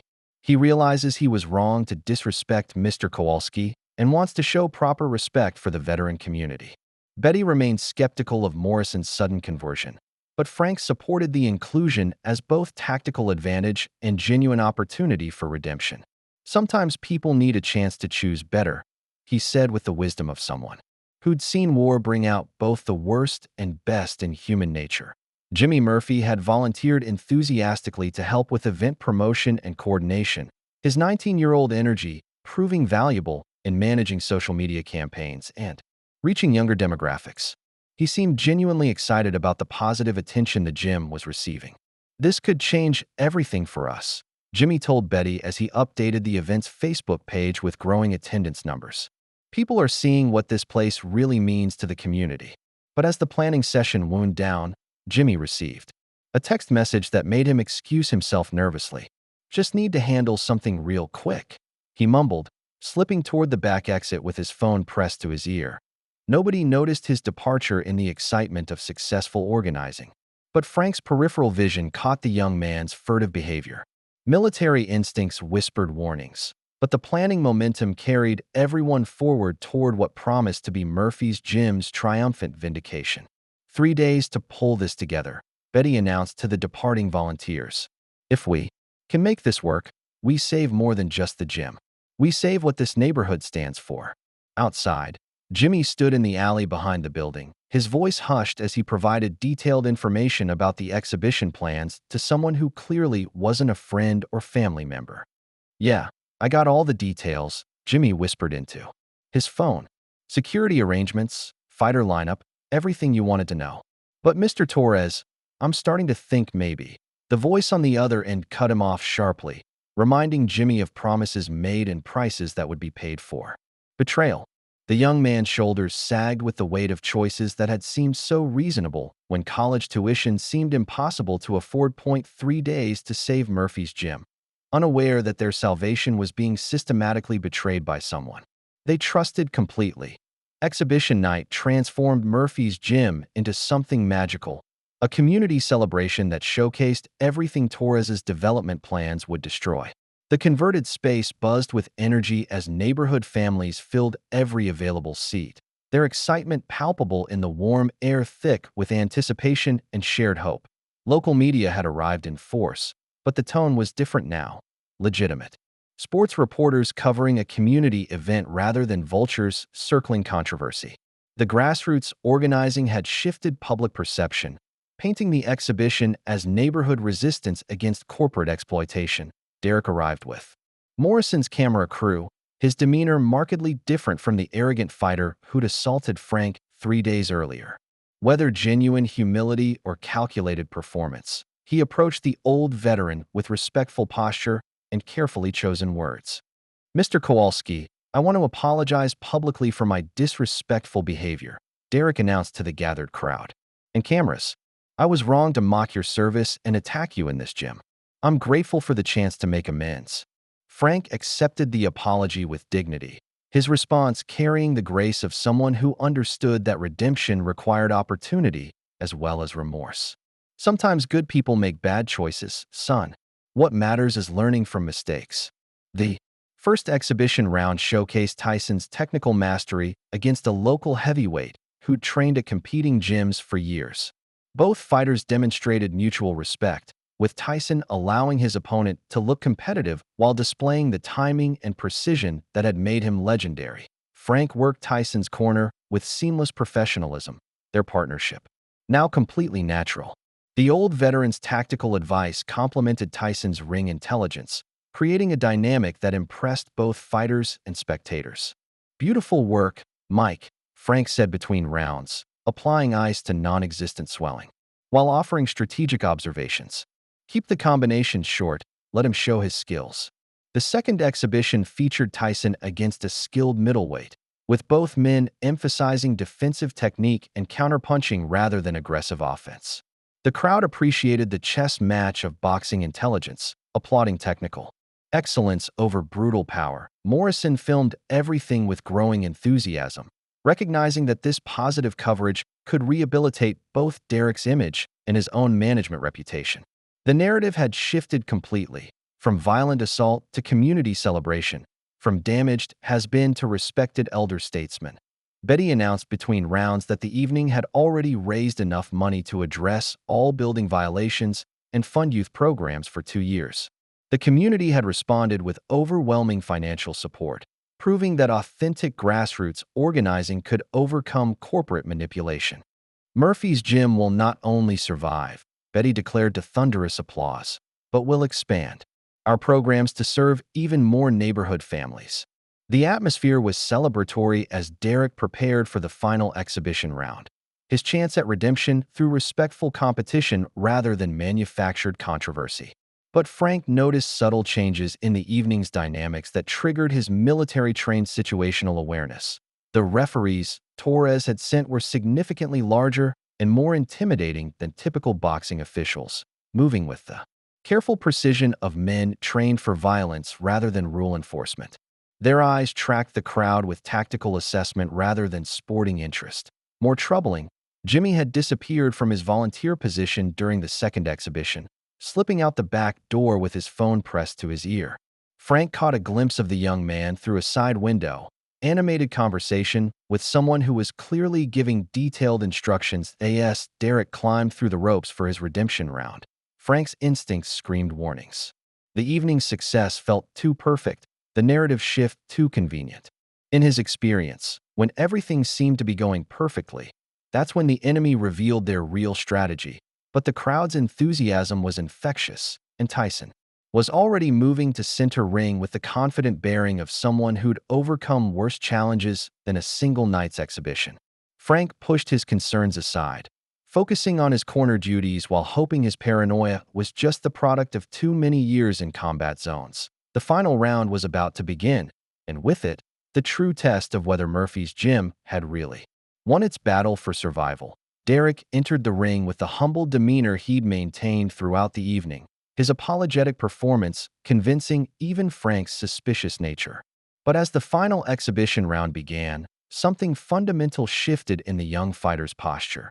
The respectful competitor vanished, replaced by the vicious predator who'd assaulted Frank 3 days earlier. Derek's first combination abandoned any pretense of exhibition sparring, launching a brutal assault designed to seriously injure rather than demonstrate technique. His punches targeted Tyson's head and body with the systematic precision of someone following a predetermined plan to inflict maximum damage. The crowd's cheers died in stunned silence as they realized this wasn't respectful competition. This was an orchestrated attack. Derek's exhibition partners revealed themselves as professional enforcers, surrounding Tyson in a coordinated assault that transformed the ring into an execution chamber. "Keep filming," Morrison shouted to his cameraman, his earlier humility replaced by predatory excitement. "This is exactly what we came for." Frank moved toward the ring, but Torres's security team materialized from the crowd like planned reinforcements. Men in street clothes who'd posed as spectators suddenly revealed their true purpose, forming a human wall between Frank and the assault unfolding in the ring. Tyson, caught completely off guard by the sudden shift from respectful exhibition to professional violence, took devastating punishment from the three-man assault. These weren't amateur fighters showing off for cameras. They were killers hired to destroy a legend's reputation and possibly his life. "This is perfect." Morrison continued his commentary for posterity, his manager's instincts recognizing viral gold in the making. Mike Tyson getting destroyed by young talent. "This footage will be worth millions." The referees Torres had provided actively participated in the assault, holding Tyson's arms while Derek and his enforcers delivered combinations with surgical brutality. What had been planned as Murphy's gym's triumph was becoming its funeral. Betty screamed for help, but Torres's people controlled the situation completely. Eddie fought to reach his brother, but more security appeared to restrain anyone attempting intervention.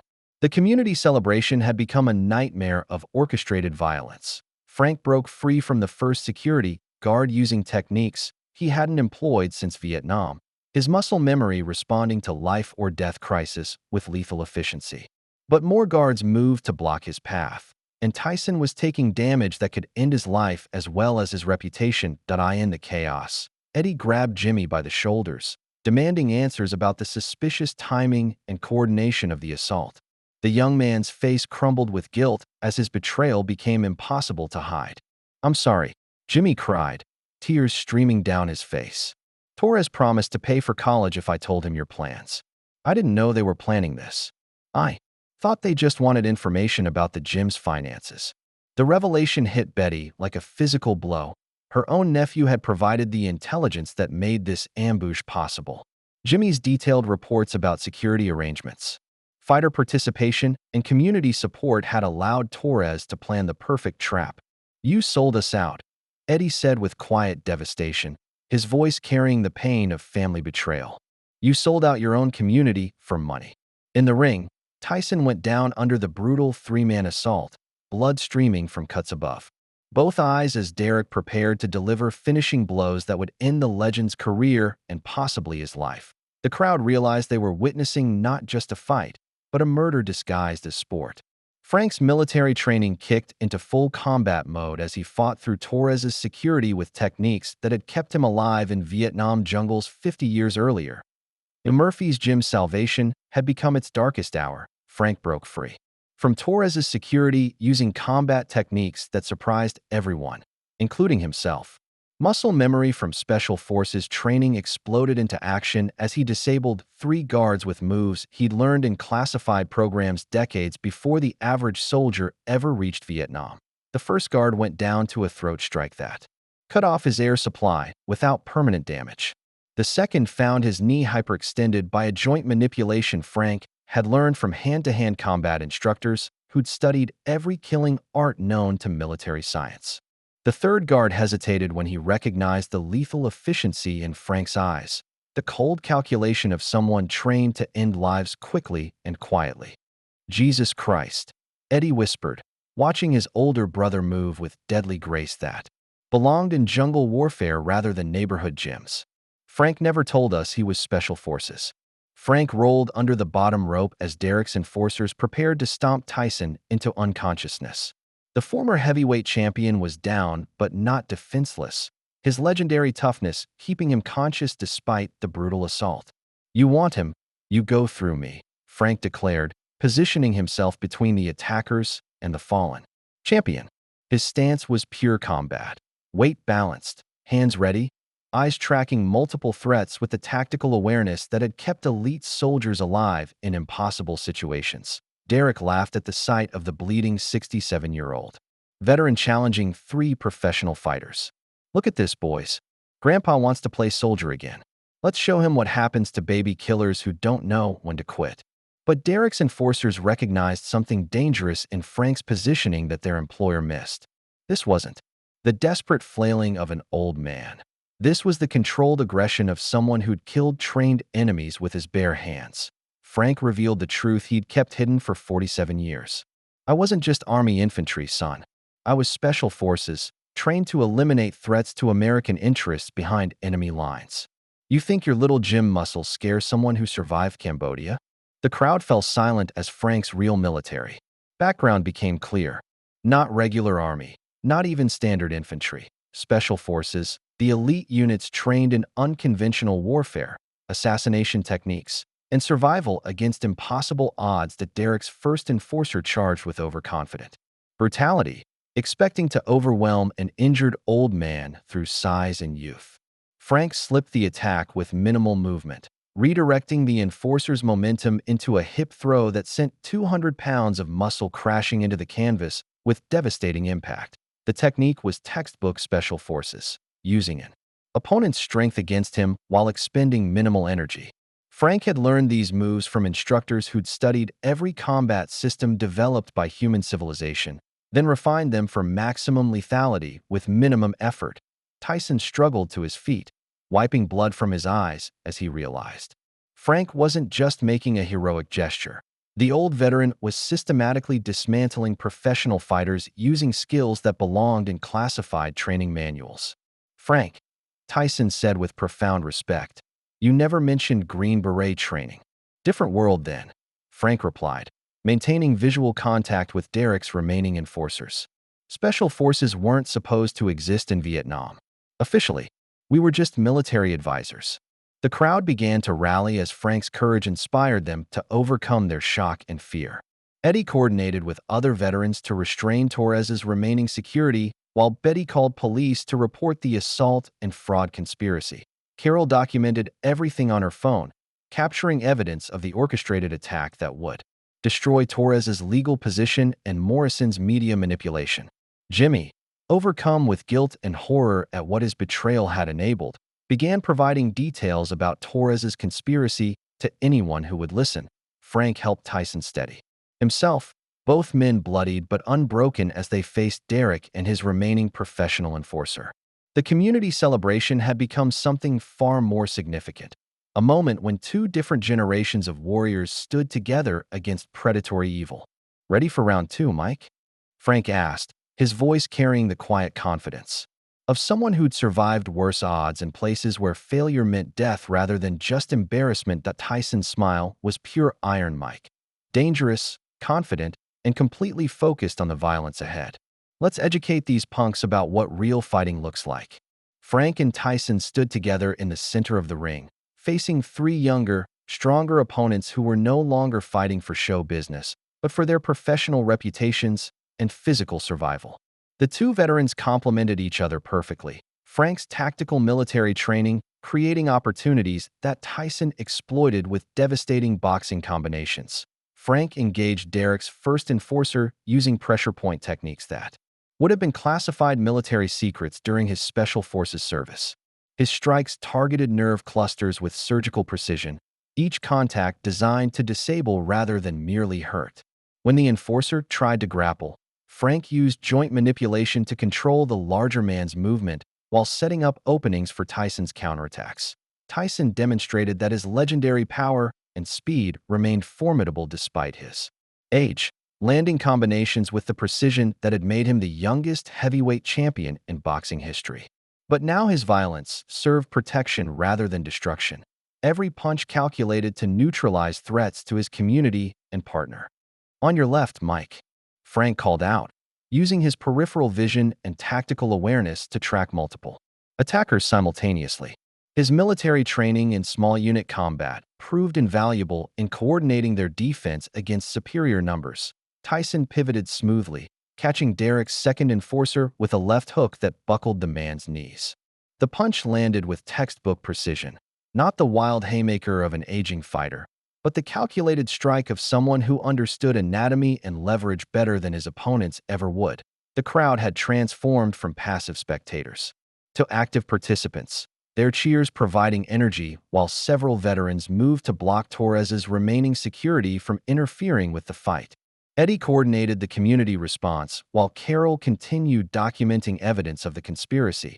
Frank cornered Derek's first enforcer using footwork that would have impressed his old Special Forces instructors, creating angles that negated the younger man's reach advantage while exposing targets for precise counterstrikes. When the enforcer threw a desperate combination, Frank slipped inside and delivered a blow to the solar plexus that dropped him gasping to the canvas. "Stay down," Frank advised quietly, his voice carrying the authority of someone who'd made similar suggestions to more dangerous enemies. "This doesn't have to get worse for you." Meanwhile, Tyson faced Derek's most skilled enforcer, a professional MMA fighter with legitimate training and dangerous ground fighting capabilities. But Tyson's ring intelligence and boxing fundamentals neutralized the man's grappling attempts, while his superior hand speed created openings for devastating counterattacks. Derek himself began to realize that his careful ambush was collapsing into disaster. The old men he'd planned to humiliate were systematically dismantling his hired professionals using skills and experience that money couldn't buy or youth couldn't overcome. This wasn't supposed to happen. Derek screamed at Morrison, his carefully constructed tough guy image cracking under pressure. "You said they were washed up has-beens." Morrison continued filming despite his growing panic, recognizing that the footage would be valuable regardless of which direction the fight went. His manager's instincts told him that watching legends prove their worth would generate as much interest as seeing them destroyed. Frank and Tyson moved with the synchronized efficiency of partners who'd found perfect rhythm, each man covering the other's weaknesses while amplifying their combined strengths. Frank's tactical thinking set up opportunities that Tyson finished with prejudice, while Tyson's aggressive pressure created openings for Frank's precise techniques. Betty watched with amazed pride as two men she'd come to love like family demonstrated that true warriors never lost their essential strength. They just refined it through experience and wisdom that younger fighters couldn't match. The battle was turning decisively in favor of the community defenders, but Frank's military paranoia whispered warnings about overconfidence. In his experience, desperate enemies were often more dangerous than confident ones, and Derek's team still had resources they hadn't revealed. "Mike," Frank called out during a brief lull in the action, "watch for weapons. Desperate people do desperate things." Tyson nodded grimly, his eyes scanning for threats beyond the immediate opponents. They'd won the tactical battle, but the war for Murphy's Gym was far from over. Frank faced Derek in single combat, while Tyson battled the remaining professional enforcer. The ring transformed into two separate duels that would determine the evening's final outcome. The crowd pressed closer, sensing they were witnessing something that would be remembered long after the cameras stopped rolling. That Derek's youth and size advantage evaporated against Frank's systematic destruction of his technique and confidence. The old veteran demonstrated boxing skills that predated Derek's birth, Fundamentals learned when the sport emphasized defense and ring intelligence over athletic conditioning and promotional hype. This is what real fighting looks like, son, Frank said quietly, slipping Derek's wild haymaker and responding with a perfectly timed counter that snapped the younger man's head back. It's not about being the biggest or loudest. It's about knowing what you're doing. Frank's combinations flowed with textbook precision, each punch building on the previous one to create openings for the next. His footwork negated Derek's reach advantage while his defensive positioning made the younger fighter's attacks miss by fractions of inches that might as well have been miles. Derek's frustration grew with each failed assault, his technique deteriorating. As Frank's composed destruction of his confidence continued, the old veteran wasn't just winning the fight. He was providing a masterclass in boxing fundamentals that exposed Derek's limitations as both fighter and human being. You picked the wrong man to disrespect, Frank continued, landing a body shot that doubled Derek over. Veterans earned your respect through service and sacrifice. We don't need to prove anything to punks like you. Meanwhile, Tyson faced his most dangerous opponent, the professional enforcer who possessed legitimate MMA skills and the desperation of someone fighting for his career. But Tyson's ring intelligence and legendary toughness proved superior to youth and conditioning. The enforcer attempted to take Tyson to the ground where his grappling skills would provide advantage, but the former heavyweight champion's takedown, defense, and clinch work negated those attempts while creating opportunities for devastating short punches. You boys don't understand, Tyson said, landing an uppercut that lifted his opponent off his feet. I've been fighting killers since before you were born. This is what I do. Tyson's combinations carried the precision of surgical instruments, wielded by a master craftsman.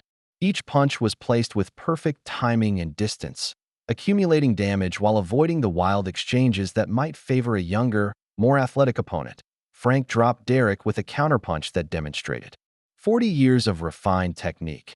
A perfectly timed right cross that landed as Derek committed to an overextended left hook. The younger fighter crashed to the canvas, his consciousness flickering as he tried to process how badly he'd miscalculated his opponent's capabilities. Stay down, Frank advised, standing over Derek with the quiet authority of someone who'd given similar advice to more dangerous enemies. You've learned enough for one night. Tyson finished his opponent with a combination that would have made his old trainer Cus D'Amato proud. A feint to the body that opened the enforcer's guard, followed by a left hook to the jaw that ended the fight with clinical efficiency. Both veterans stood victorious over opponents who'd underestimated the difference between athletic ability and fighting wisdom. The crowd erupted in celebration, but Frank's military instincts reminded him that winning battles didn't guarantee winning wars. Police sirens wailed in the distance. Someone had finally called law enforcement about the obvious assault and conspiracy unfolding in Murphy's gym. Frank hoped they would arrive as allies rather than enemies, but his experience with authority figures hadn't always been positive. Mike, Frank said quietly, helping Tyson steady himself after the brutal confrontation. We need to control the narrative when the cops arrive. Our story needs to be clear and consistent. Tyson nodded, wiping blood from his split lip while surveying. The defeated attackers scattered around the ring. Think they'll believe the truth? Frank's smile carried the hard-won wisdom of someone who'd spent decades fighting for respect in a world that often preferred comfortable lies to inconvenient truths. Sometimes that's all we can give them, he replied. The truth and the courage to stand behind it. But even as they celebrated their victory, both men knew the real battle was just beginning. Police sirens wailed closer as Frank and Tyson stood victorious over their defeated attackers, but the veterans' experience with law enforcement had taught them that badges didn't always mean justice. Frank quickly positioned himself near the ring's center, his military bearing evident as he prepared to control the narrative before it could be manipulated by Torres's remaining resources. Everyone stay calm, Frank announced to the crowd, his voice carrying natural authority. Let me handle the police response. We tell the truth, nothing more, nothing less. The first officers through Murphy's gym entrance were Detroit PD Patrol, units responding to reports of a large-scale assault. But their lead investigator surprised everyone. Detective Sergeant Rita Kowalski, Frank's daughter-in-law, whose marriage to his late son had made her family despite the name coincidence. Frank. Rita's professional demeanor cracked slightly as she surveyed the scene, bloodied fighters, obviously orchestrated violence, and her father-in-law standing protective guard over Mike Tyson. What the hell happened here? Before Frank could respond, Eddie stepped forward with his phone footage and Carol's documentation. Rita, you need to see this. The whole thing was a setup. Torres Development Group orchestrated this assault to destroy the gym's reputation. Rita accepted the evidence with professional skepticism that gradually shifted to outrage as the scope of Torres's conspiracy became clear. Eddie's footage showed the obviously biased building inspection, while Carol's research documented the systematic targeting of neighborhood businesses. This isn't random violence, Rita observed, studying the evidence with detectives. Analytical precision. This is organized conspiracy to commit fraud and assault. Jimmy Murphy stepped forward, his face streaked with tears of guilt and terror. Detective, I need to confess something. I've been feeding information to Torres Development Group. They paid me to spy on the gym and report their plans.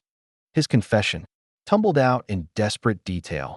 The college tuition bribes, the detailed intelligence about tonight's exhibition, the coordination that had made the ambush possible.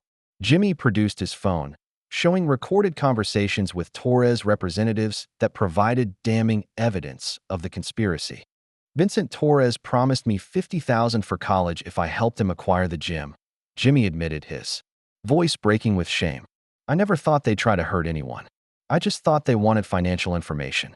Rita's investigation expanded rapidly as she interviewed witnesses and examined physical evidence.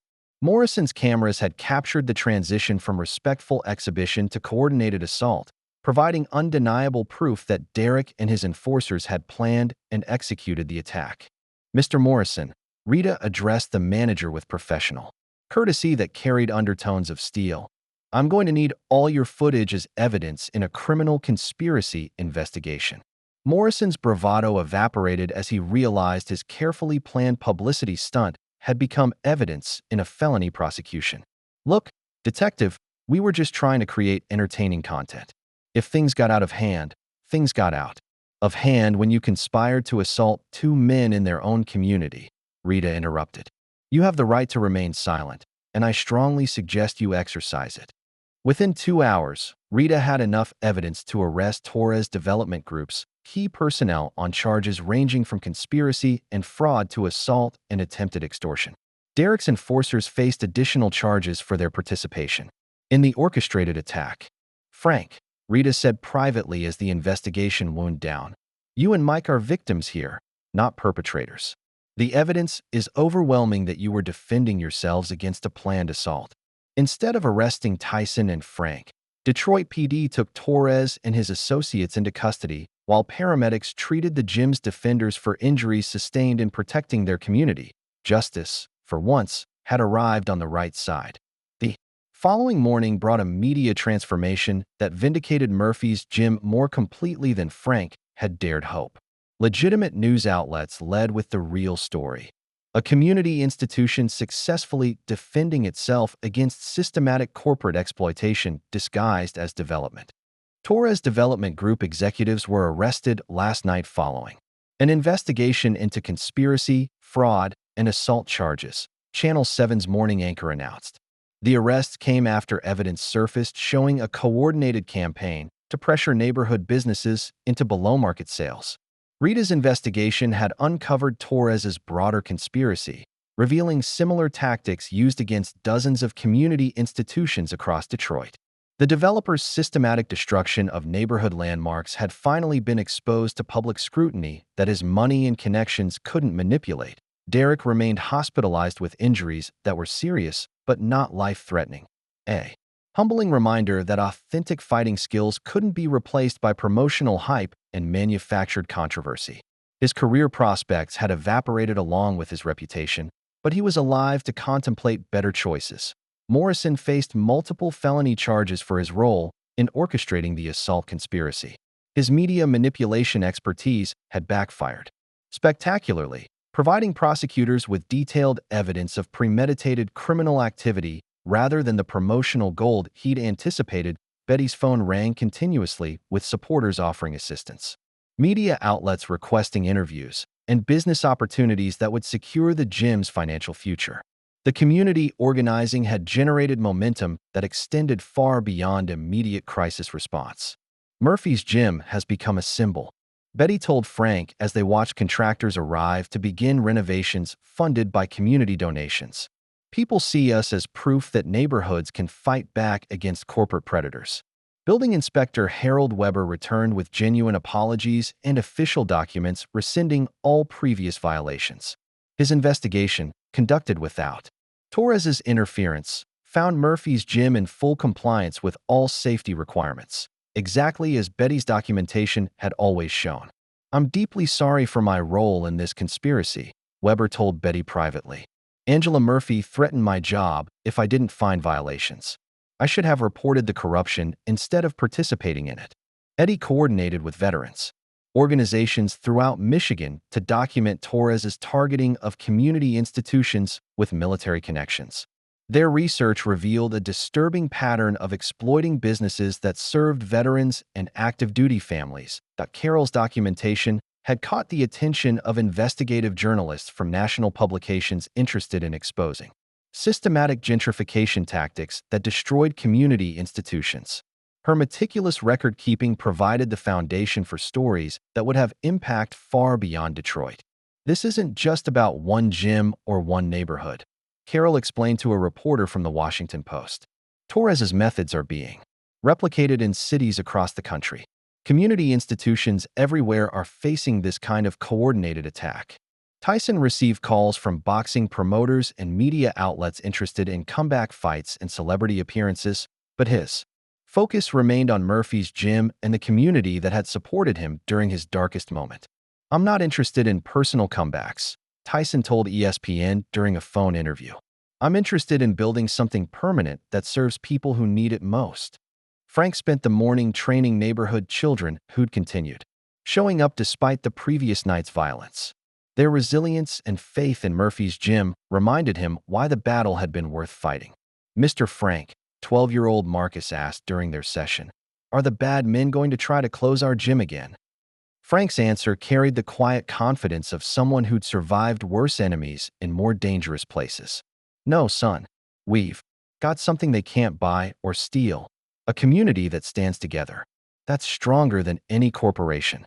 The transformation was remarkable. Within 24 hours, Murphy's Gym had evolved from embattled survivor to celebrated symbol of community resistance. But Frank's military experience reminded him that winning battles required consolidating gains to prevent future attacks. The real work was just beginning. A surprise visitor arrived at Murphy's Gym 3 days after Torres's arrest, an elderly woman with official-looking documents who introduced herself as Margaret Kowalski, Frank's cousin and retired property lawyer. Her timing seemed coincidental, but her research had been thorough and systematic. "I saw the news coverage about the gym's troubles," Margaret explained, spreading legal documents across Betty's desk. "It reminded me of stories Grandpa Kowalski used to tell about this property. I decided to research the family history." She produced Frank's grandfather's original deed, dating from 1923, with legal language that had been forgotten for decades but remained binding under Michigan property law. The document included mineral rights, development restrictions, and specific language requiring community benefit usage.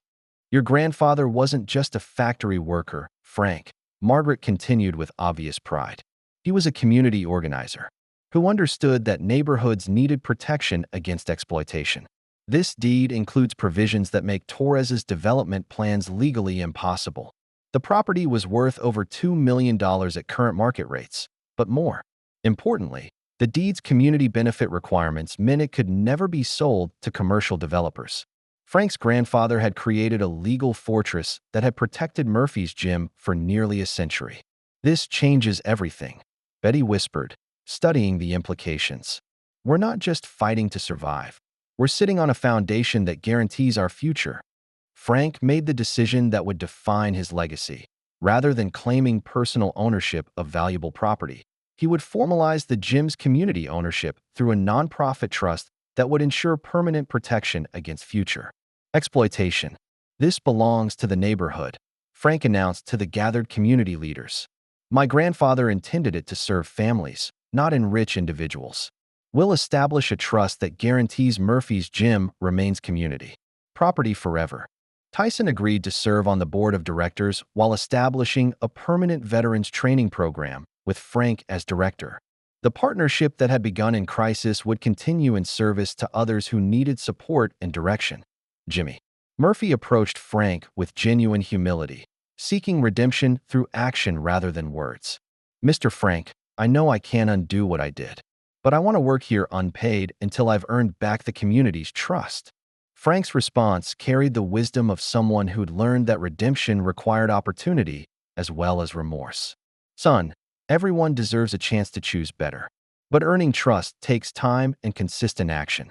The legal documentation process revealed additional surprises: easements that protected neighboring businesses, zoning restrictions that prevented luxury development, and historical designations that would preserve the area's character for future generations. Margaret's research had uncovered a comprehensive community protection plan that Frank's grandfather had implemented during the Great Depression, when corporate exploitation of immigrant neighborhoods was destroying families and traditions.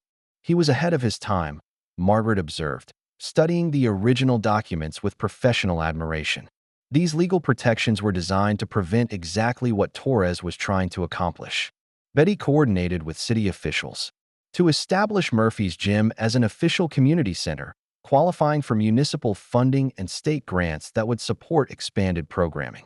The crisis had transformed the gym from struggling business to recognized community institution. Within a week, contractors began renovations that would modernize the facility while preserving its historical character. The work was funded through community donations, foundation grants, and municipal support that reflected the gym's new status as neighborhood anchor. Frank watched the transformation with quiet satisfaction, knowing that his grandfather's vision was finally being realized.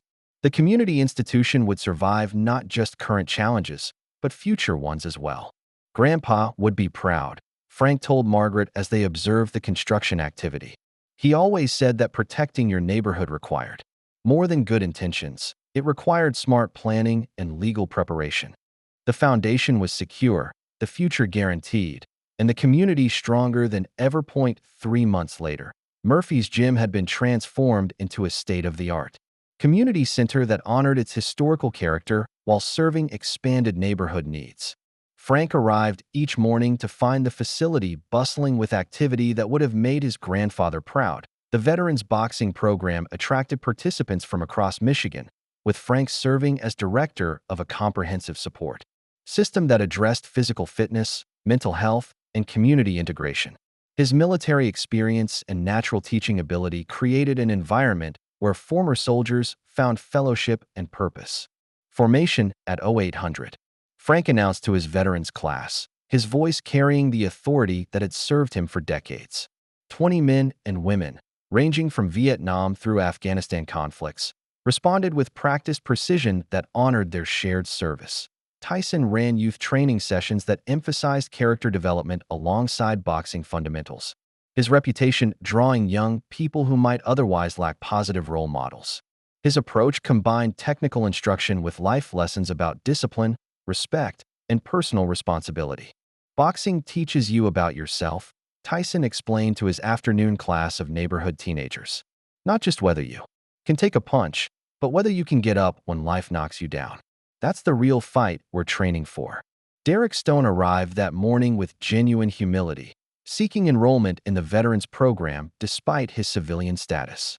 His hospitalization and legal troubles had provided time for reflection about the difference between manufactured toughness and authentic strength.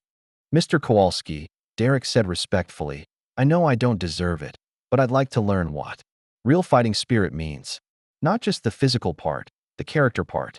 Frank studied the young man who'd once assaulted him, seeing something different in his demeanor.